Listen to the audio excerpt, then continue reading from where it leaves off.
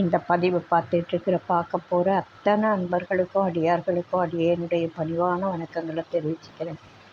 அன்பர்கள் அடியார்களுடைய திருவடி வணங்கி இந்த பதிவை ஆரம்பிக்கிறேன்.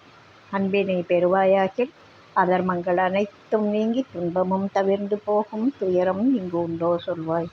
இந்த பதிவில் நம்ம இந்த மார்கழி பிறந்ததுலேருந்து கொஞ்சம் திருப்பாவை பாடல்கள், திருவம்பாவை பாடல், ரெட்டியப்பட்டி சுவாமிகளுக்காக எழுதப்பட்ட திருப்பள்ளி எழுச்சி பாடல், இது மூணையும் ஒரே பதிவில் பார்த்துட்ருக்கோம். மார்கழி பிறந்ததுலேருந்து இன்றைக்கு 12வது பாடல் பார்க்க போகிறோம். திருப்பாவையில் 12வது பாடல். ஆண்டாள் நாச்சியார் பாடியது எல்லாமே அழகான பக்திமயமான பாடல்கள். அதாவது தன்னுடைய கணவனாக அரங்கனையே வரித்து அதையே வெற்றியாக அடைஞ்ச ஒரு பெண்மணி. மிக அருமையான அந்த வரலாறு ரொம்ப அழகாக இருக்கும். குழந்தையாக இருந்ததும் வளர்ந்ததும் அந்த மாலைகளை போட்டு தன்னோட கணவனாகவே கற்பனை செய்து வாழ்ந்ததோ, இறைவன் அந்த மாலையை வேறு மாலை போட்டால் ஏற்றுக்காமல் ஆண்டாள் நாச்சியார் சூடிய மாலையை அரங்கன் விரும்பினதும், அதை கோவிலுக்கு நீங்கள் அவளை பல்லக்கில் வச்சு கூட்டிகிட்டு வாங்க ஆண்டாளை அப்படின்னு சொன்னதும், கூட்டிகிட்டு போனதும், திரும்ப ஆண்டாள் நாச்சியார் இறங்கி உள்ளே போகிறாங்க. எல்லாரும் பார்த்துட்ருக்கிறப்போ பரம்பொருளோட ஐக்கியமாயிடுறாங்க. அவங்களுடைய தேகம் நம்மை போல அன்னமய கோஷத்தால் ஆனதல்ல, அது ஒளி தேகம். அதனால் அதுக்கு உருவம் இல்லாமல் மறைஞ்சு போயிடுறாங்க. ஒளி தேகம் இருக்கிற எல்லாராலையும் அதை செய்ய முடியும். நம்ம தேகத்துக்கு அந்த ஆற்றல் கிடையாது. அப்பேற்பட்ட ஆண்டாள் நாச்சியார் பாடிய பாடல் திருப்பாவை பாடல்கள். மாணிக்கவாசகரும் இதே மாதிரியே சிதம்பரத்தில் போயிட்டு அப்படியே இந்த நீங்கள் பாடியிருக்கிற பாடல்களுக்கு பொருள் என்னென்னா, இந்த திருவாசகத்துக்கு பொருள் இவன்தான் அப்படின்னு அப்படி உள்ளே போகிறாரு, இரண்டரை கலந்துடுறார். அது மாதிரி இவங்க இப்பேற்பட்ட இவங்களுடைய திருவாய் மலர்ந்து சொன்ன பாடல்கள் எவ்வளவு சக்தி நிறைந்ததாக, ஆற்றல் நிறைந்ததாக இருக்கும். அதை நாம் இந்த விடியல் நேரத்தில் சொல்லும் பொழுது எவ்வளவு பயன் இருக்கும், அதை நினச்சி நம்ம இந்த பாடல்களை சொல்லிகிட்டு இருக்கோம். தினம் தினம் சொல்ல வேண்டிய பாடல்கள். ரொம்ப குறைஞ்சபட்சம் இந்த மார்கழியிலேயாவது சிந்திக்கணும் அப்படின்றதுனால நம்ம இந்த பாடல்களை பார்த்துட்ருக்கோம்.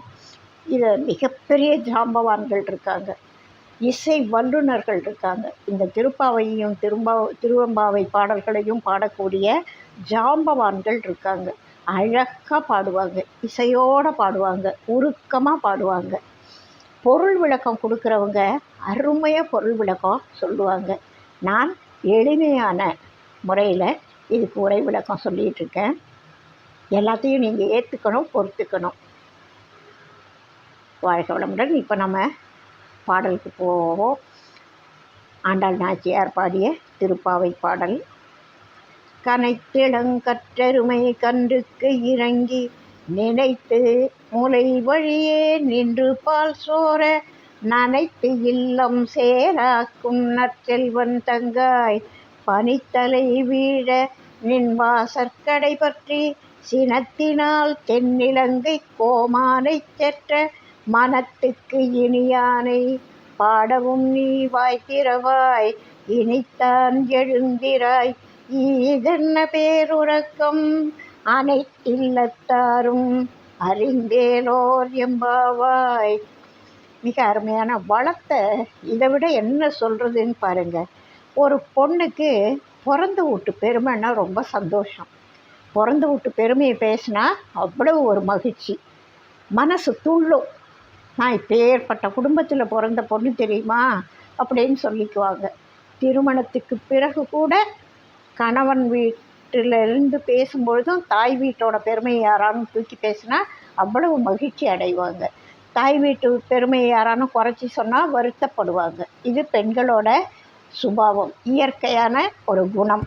அது மாதிரி இப்போ என்ன சொல்லி கூப்பிடுறாங்கன்னு பாருங்கள். நீ எப்பேற்பட்ட வீட்டு பொண்ணு தெரியுமா,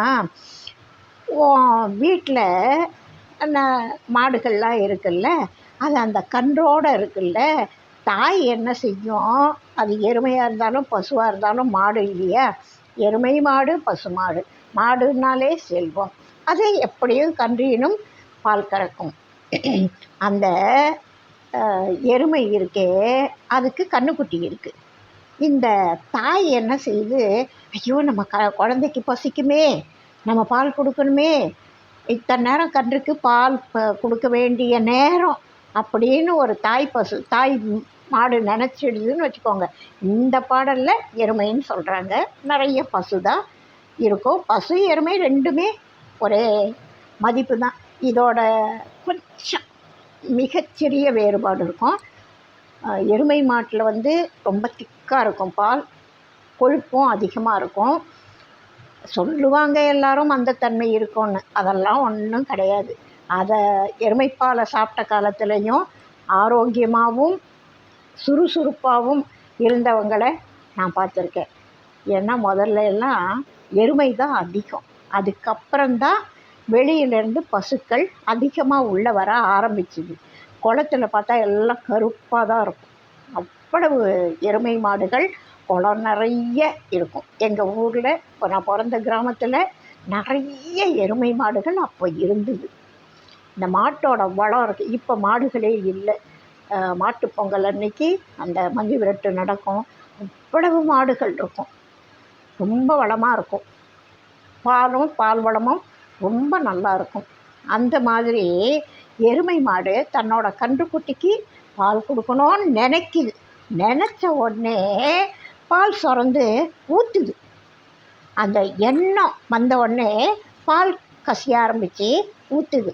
கொஞ்சமாக கசியலை, ஊற்றுது. நின்று பால் சோற நிறைய அப்படியே பால் கறந்தால் எப்படி இருக்குமோ அது மாதிரி பால் ஊற்றுது. இதனால் என்னாச்சுன்னா அந்த இடமெல்லாம் நனைஞ்சு போச்சு. அப்போல்லாம் மண் தரை, இப்போ மாதிரி சிமெண்ட்டு தரை மொசைக் தரை கிடையாது. அப்போ எப்படி போட்டாங்க, இப்போ வேறு மாதிரியான கல் வகைகள்லாம் தரையில் பரப்பரை புது எல்லாம் கண்டுபிடிப்பு, செயற்கையாக கற்கள்லாம் செய்கிறாங்க. அப்போது மண் தரை அதிகம். அதனால் இந்த பால் சுரந்து கீழே ஊற்றினோடனே அந்த இடம்லாம் சேராயிடுதான். நனைத்து இல்லம் சேராக்கும் நற்செல்வன் தங்காய். உன் வீட்டில் பால் வளம் இப்படி இருக்கும். அப்பேற்பட்ட ஒரு தலைவனோட தங்கச்சி நீ. உன் வீட்டில் இப்படிப்பட்ட பால் வளம் இருக்கும். கன்று நினச்ச உடனே பால் ஊற்றி நனைஞ்சி அந்த வீடே சேராயிடும். மாடு இருக்கிற இடம் சேராயிடும். அப்பேற்பட்ட நற்செல்வன் தங்காய். இப்போ பிறந்த வீட்டு பெருமையே சொல்லியாச்சு. அப்போ அந்த பெண்ணுக்கு கொஞ்சம் மகிழ்ச்சியாக இருக்கும். பனித்தலை வீழ நின்வாசற்கடை பற்றி. இப்போ நாங்கள் இந்த பனி பெய்யுதில்ல, இந்த பனி பெய்ஞ்சாலும் பரவாயில்லன்னு மார்கழி மாதத்தில் விடியல் நேரத்தில் பனி பெய்யும்.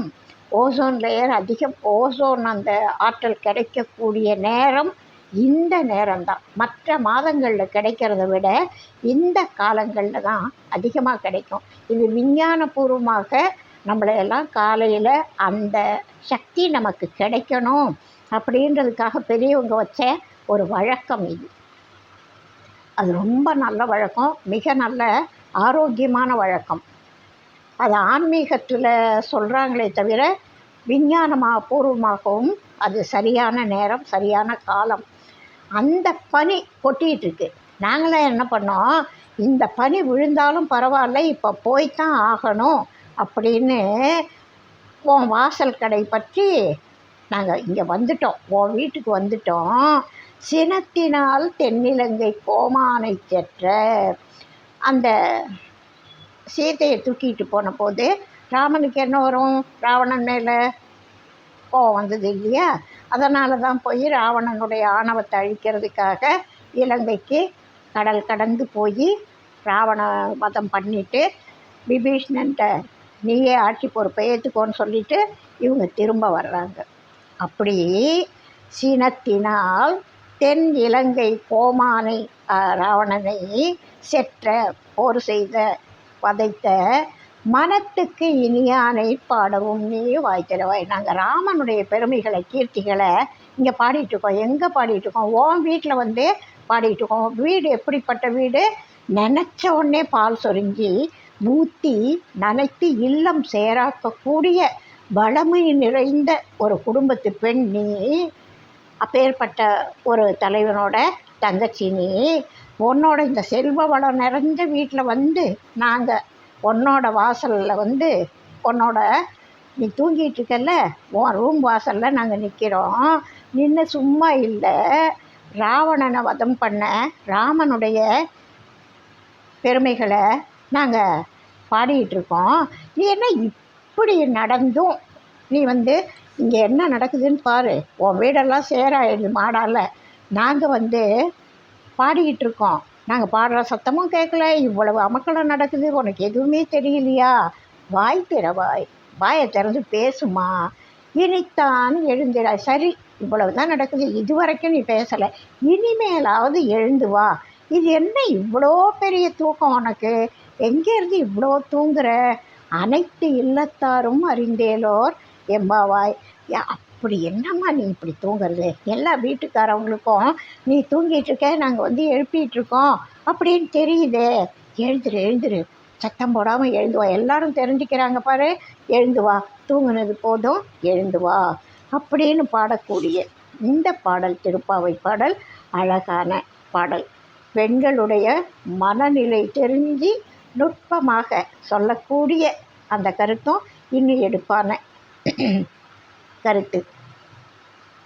திருவம்பாவையில மாணிக்கவாசக பெருந்தகை பாடுறார் பாருங்க.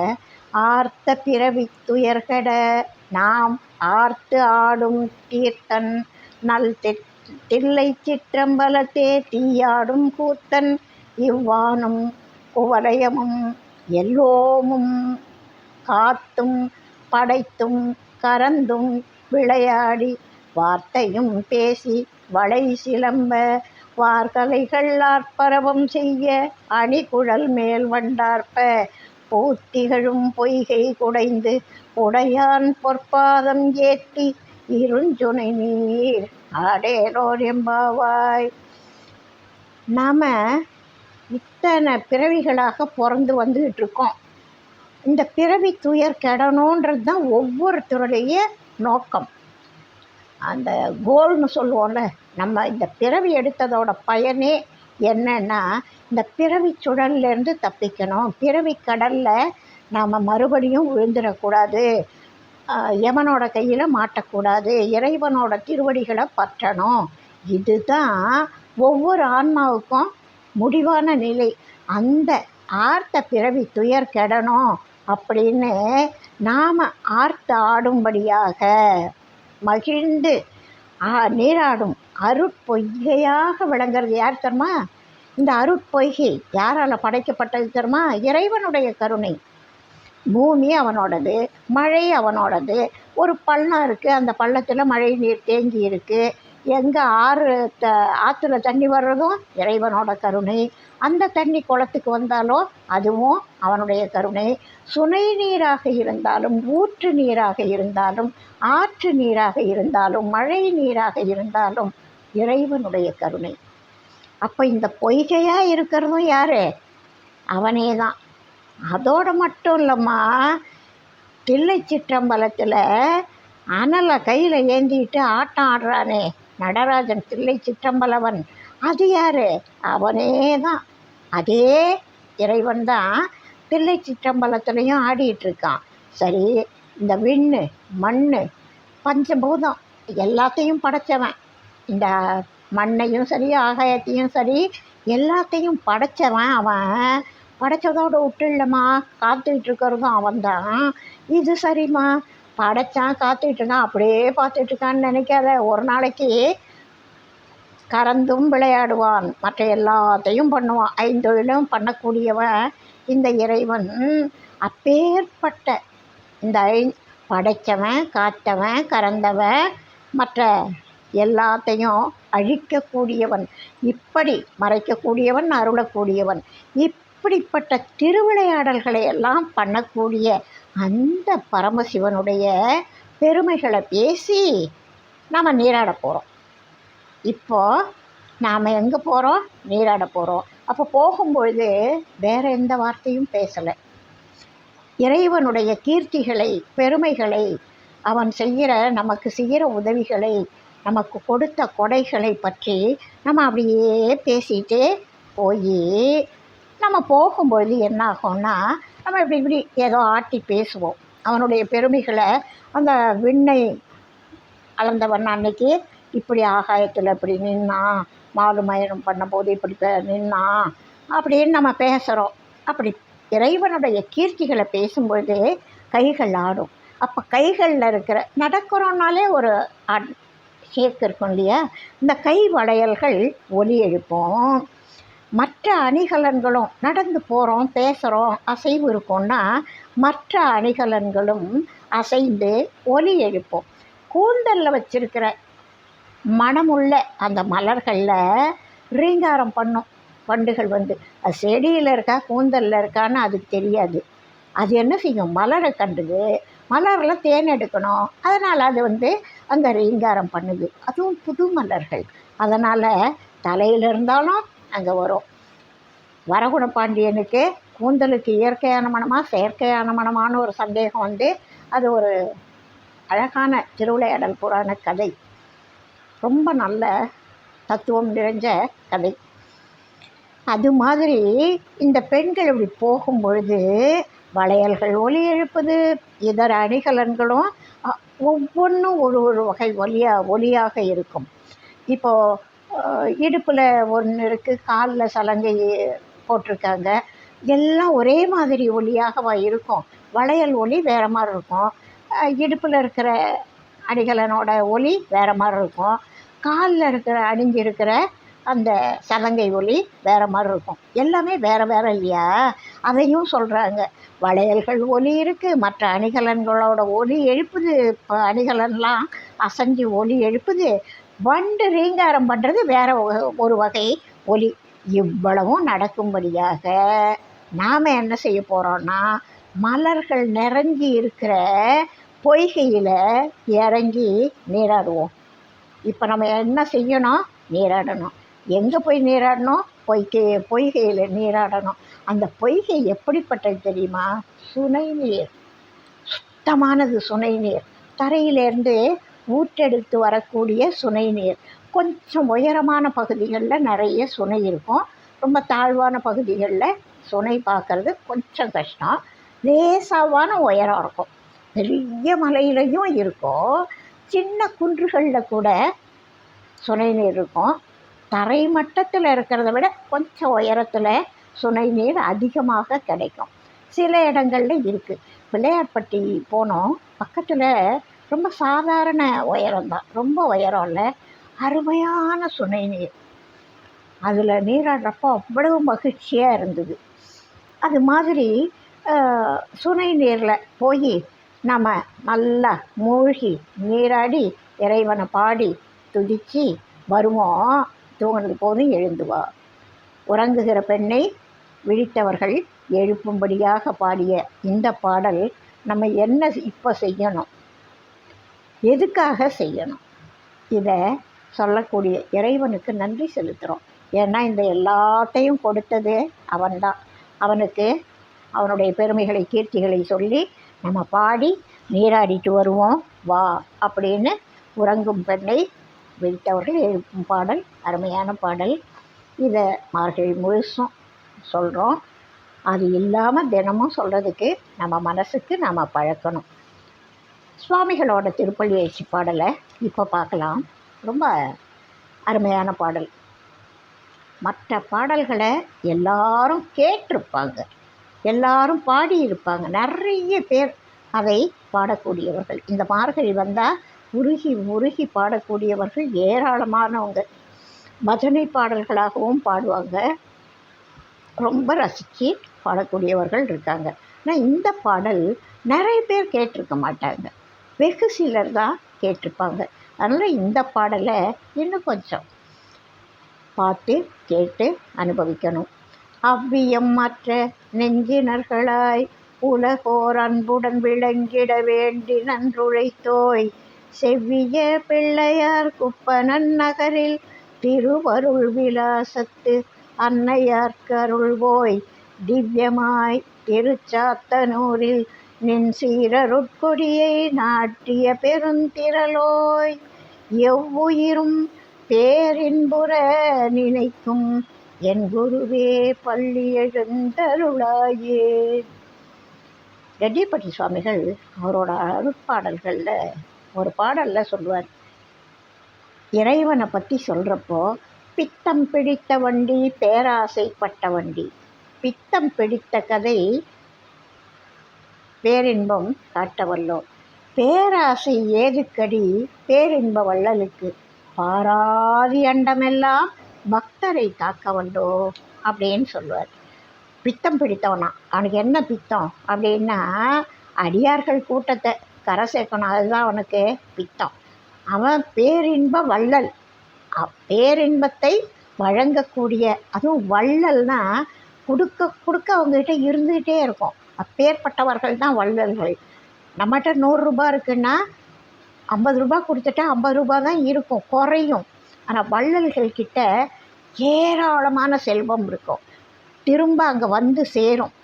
அவங்களுக்கு வரவுக்கும் வழி இருக்கும், கொடுத்துக்கிட்டே இருப்பாங்க, கொடுக்க கொடுக்க குறையாமல் அங்கே இருந்துக்கிட்டே இருக்கும்.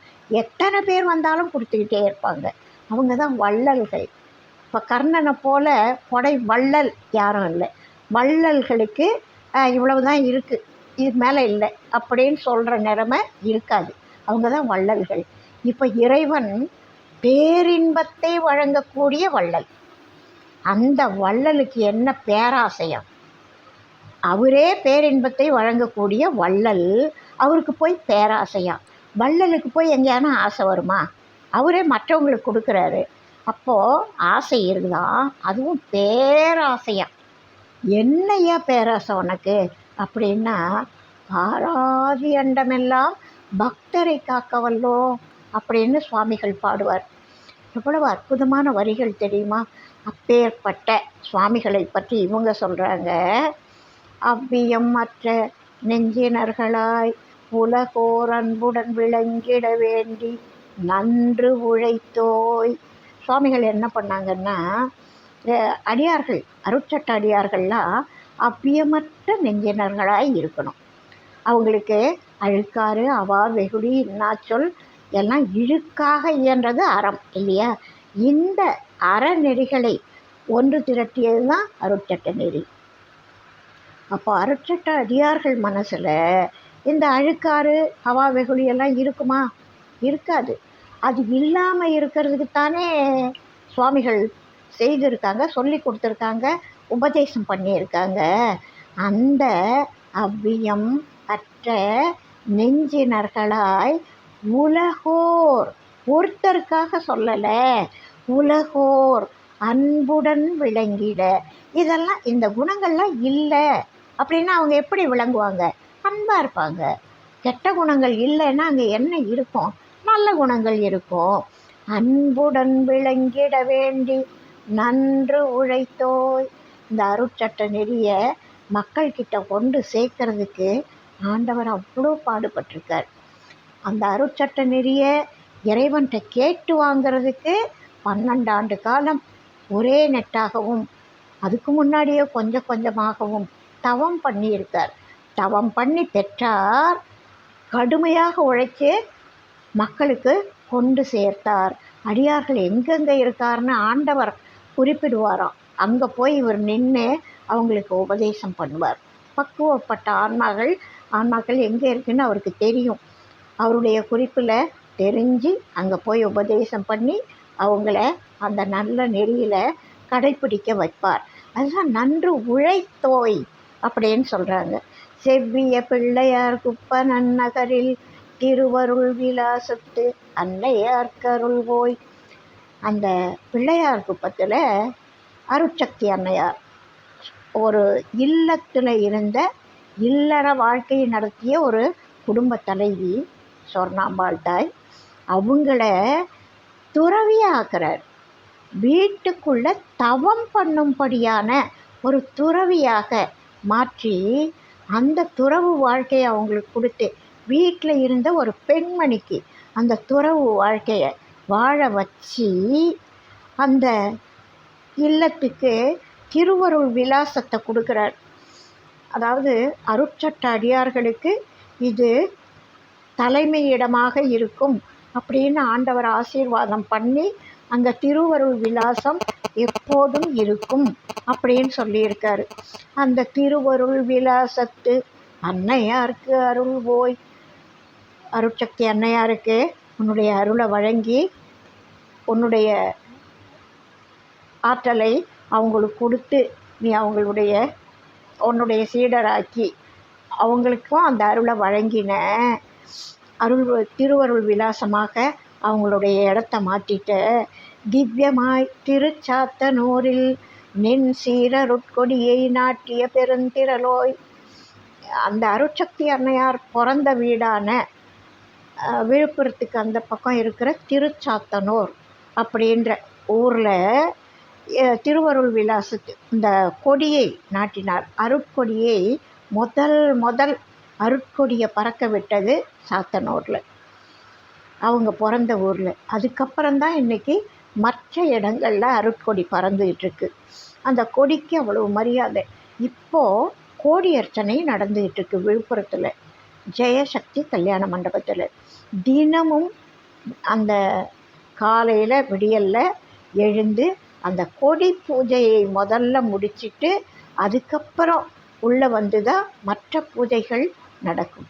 கொடி பூஜை நடக்கும், தியானம், ஆழ்நிலை தியானம் இருக்கும், மற்ற பூஜைகள் புனஸ்காரங்கள் சரியான முறையில் நடக்கும், அர்ச்சனைகள் நடக்கும். இது எல்லாத்துக்கும் முன்னாடி அந்த கொடி பூஜை கட்டாயமாக நடக்கும். அதுபோல் கொடி எல்லா விழாக்கள்லையும் கொடியேற்றுறது அந்த திருவருட்கொடி, அது பேர். அந்த அருட்கொடியை ஏற்றிட்டு தான் மற்ற செயல்பாடுகள் தொடங்கும். அதுபோல் திவ்யமாய் திருச்சாத்தனூரில் நின் சீர் அருட்கொடியை நாட்டிய பெருந்திரலோய். எவ்வுயிரும் பேரின்புற நினைக்கும் என் குருவே பள்ளி எழுந்தருளாயே. எல்லா உயிரினங்களும் அந்த பேரின்பத்தை அனுபவிக்கணும், அதுதான் ஆண்டவருக்கு ஆசை. எவ்வுயிரும் எல்லா உயிர்களும் பேரின்புற நினைக்கும், பேரின்பத்தை அனுபவிக்கணும் அப்படின்னு நினைக்கக்கூடிய என்னுடைய குருவே எனக்குள் அருள்வீராக அப்படின்னு சொல்லக்கூடிய இந்த பாடல் ஆண்டவருடைய எவ்வளோ பெரிய கருணை. எவ்வுயிரும் பேரின்புற நினைக்கும் என் குருவே பள்ளி எழுந்தருளாயே அப்படின்னு சொல்கிறார். இன்றைக்கி அருட்சட்டம் அப்படின்றது இன்னும் ஓங்கி வளரப்போகுது. இந்த கலி முடிகிறப்போ மிகப்பெரிய மாற்றங்கள் இருக்கும் அப்படின்னு சுவாமிகள் சொல்லியிருக்காரு. 5000 ஆண்டுக்கு மேல் அதிசயங்கள் மெத்த உண்டு அப்படின்னு சொல்லியிருக்காரு.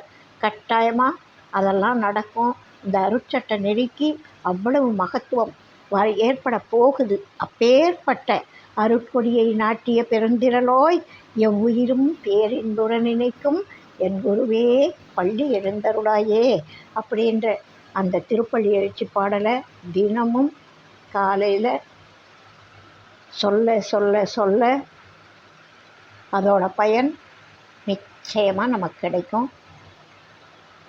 வாழ்க வளமுடன். இந்த மாதிரி நல்ல கருத்துக்கள் உங்களுக்கு பிடிச்சிருக்குன்னா உங்களுக்கு தெரிஞ்சவங்களுக்கு ஷேர் பண்ணுங்கள், லைக் பண்ணுங்கள், சப்ஸ்கிரைப் பண்ணுங்கள் இது வரைக்கும் பண்ணாதவங்க. உங்களோட கனிவான கருத்துக்களை எனக்கு சொல்லுங்கள். நீங்கள் பேசுகிறது, நீங்கள் நினைக்கிறது நான் கண்ணால் பார்க்கலை இல்லையா? நான் பேசுகிறத நீங்கள் கேட்கலாம், நீங்கள் என்ன நினைக்கிறீங்கன்னு எனக்கு தெரியாது. உங்களோட கருத்துக்களை சொன்னீங்கன்னா அது எனக்கு தெரிய வரும். அதுக்கப்புறம் உங்கள் கருத்துக்கேற்றவாறு என்கிட்ட சில மாற்றங்கள் பண்ணணுன்னா பண்ணுறேன், இல்லைன்னா இதையே தொடரலாம். வாழ்க வளமுடன். வாழி எந்நாளும் மெய்மெய் வாழ்க நல்லறங்கள் எல்லாம் வாழி அப்பெரியோன் நாமம் வாழியே வாழி வாழி.